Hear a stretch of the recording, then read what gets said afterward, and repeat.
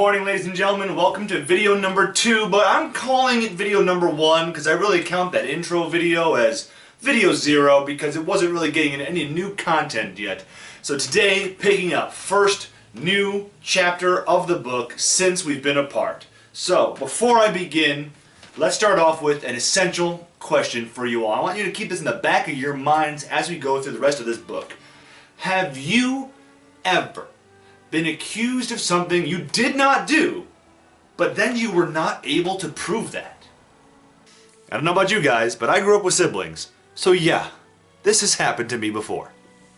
I might not come back around to that exact question in this video, but it will come up again in future videos. And I want you to have time to think about your answer beforehand.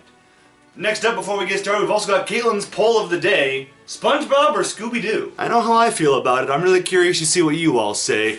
You may respond to the poll by messaging me in Remind what your choice is, and I'll display the results in the video that comes out on Friday.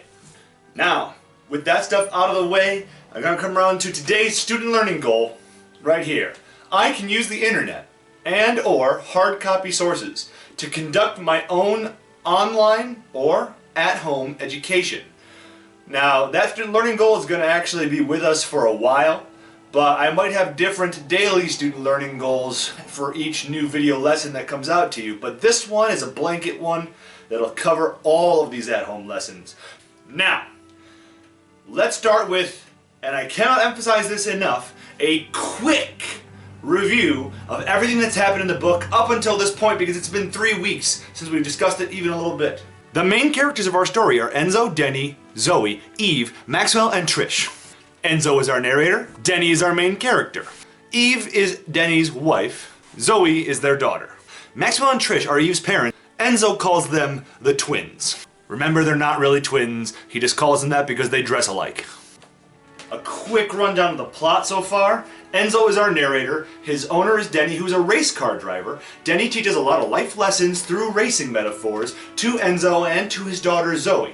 Denny was pursuing a professional race car driving career until Eve suffered a tragic accident which revealed in a scan of her brain at the hospital that she had terminal brain cancer. As a result, Denny quit his job as a professional racer to try and come home and support the family in whatever way he can and to be around. However, Denny doesn't have the money and resources to take care of Eve the way that she needs, so she moves in with her parents, Maxwell and Trish, who are retired and have money, so they're able to afford a hospital bed setup in their living room for Eve. Having only been given 6 to 8 months left to live, Eve encourages Denny to take Zoe on a family trip to meet many of her relatives from Eve's side of the family, even though Denny doesn't really want to go on the trip and leave Eve behind in Seattle. And Denny goes on the ski trip with Zoe and Enzo. On that ski trip, Denny is pursued by a young, distant cousin of Eve's who has a crush on him, the 15-year-old Annika. After a few days on this trip, Denny decides he wants to return home to Seattle and decides to drive, even though most of Eve's family tells him to stay. It's not worth the trouble driving through the weather, but he goes anyway. Annika is able to convince Denny and the rest of the family that she suddenly needs to return to Seattle as well, so now Denny has to drive her home too. What should have been a 5-6 hour drive home became a 10-hour harrowing trip through terrible winter weather. Rain, sleet, snow, and hail all affected Denny's driving. By the time they return to Seattle, Denny is exhausted. And so Annika decides just to stay at Denny's house so that he can drive her home in the morning when he's better rested. Denny opens a drink for himself and falls asleep at the edge of his bed when Annika comes out of the shower. Now, author Garth Stein intentionally leaves it vague as to exactly what goes down, but what we're able to glean is that Annika made advances on Denny, who was unconscious and asleep on the bed and was not able to defend himself. This is assault. Now eventually Enzo barks, waking Denny and putting the situation to a stop. But though Denny does not invite this act, he could be in big trouble for this. We saw that he didn't do anything wrong. We saw that he didn't invite this. He didn't flirt with Annika. He didn't ask for this. Annika made the advance on him. But think of this. It does not look good for Denny. Denny is a 30-something-year-old man. Annika is a 15-year-old girl. He took her to his home at night, let her shower, and he opened a beer. Denny! Oh, Denny, why? Oh. It would be her word against his if this got out. And I think we can all agree, everyone would probably be looking at Denny as the culprit over Annika. Annika's father comes and then picks her up from Denny's house after she calls him.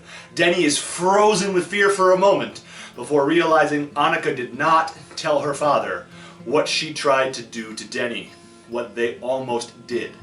Denny may not have been the aggressor in the situation, but he definitely failed. He definitely messed up. He did not follow one of his own rules of racing.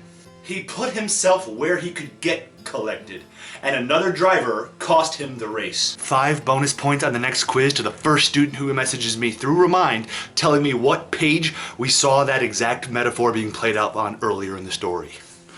Before we get started with chapter 26's section in our notes, we need to finish up the actually chapter reviews for chapter 25.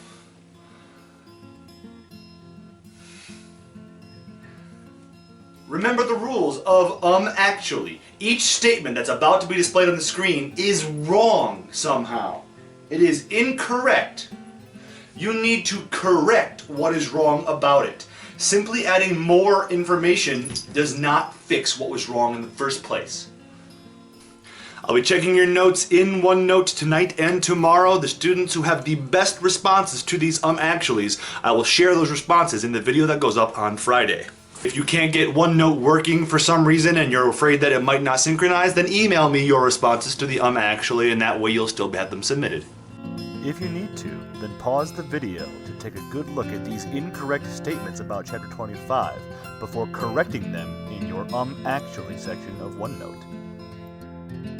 Now on that same page as the actually statements, we have some vocab words that we need to finish filling in. We've gotten the first 6 vocabulary words copied down. I'm going to put up all remaining words now. Pause when you see them so that you may copy them back and forth into your notes.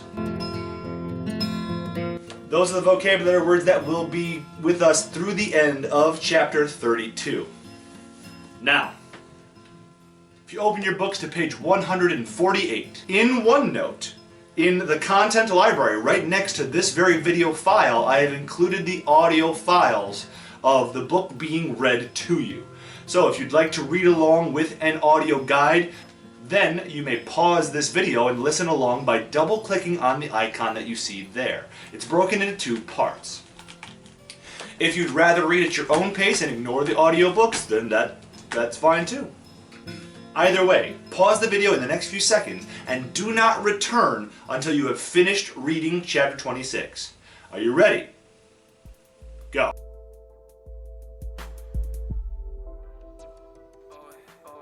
Welcome back. So, I'm not going to bother summarizing what you just read. I'm just going to go over a couple of key points here. Let's take a minute and smile on that. That was a great chapter. We're given a happy chapter after several dark and pretty much almost depressing ones with the story. And I'm sorry to say, there are some more sad chapters on the way. We might want to savor this happy trip with Denny and Enzo to Thunderhill Raceway Park to get us through the next little while.